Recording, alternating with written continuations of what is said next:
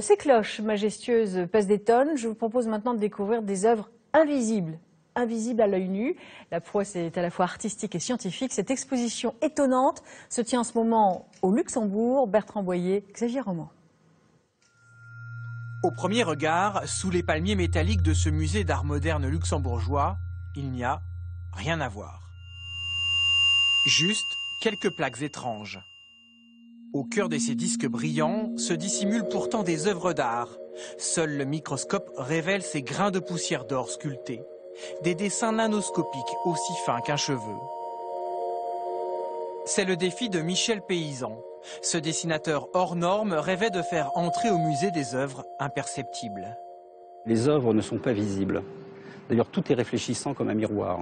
C'est-à-dire que le visiteur est confronté constamment à sa propre image et à sa propre volonté de vouloir comprendre ou révéler des choses qu'il ne voit pas. Le visiteur doit donc activer une table tactile pour découvrir ou manipuler les œuvres, comme cette reproduction inspirée des antiquités du Louvre. Ou ce plan de ville antique ressemblant à s'y méprendre à des circuits électroniques, vertige des échelles. À l'œil nu, on ne voit rien. Il faut combiner avec une autre technique, je trouve ça fascinant. Une autre manière de voir l'art, moi je trouve ça formidable. Pour réussir cet exploit, Michel Paysan a enfilé la blouse et frappé à la porte de ce laboratoire du CNRS.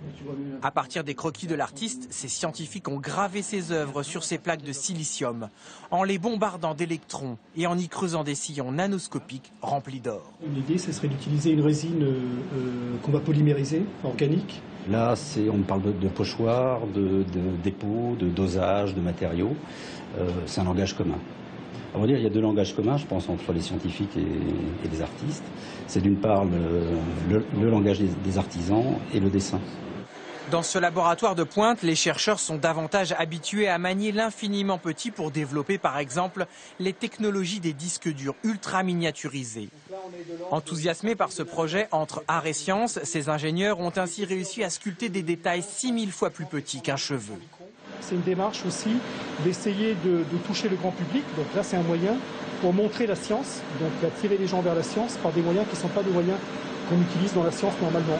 À l'heure où les créations monumentales se multiplient dans les musées, Michel Paysan, lui, parie sur l'invisible. Une interrogation sur les limites, le fracas des dimensions, un voyage poétique dans un musée de poussière.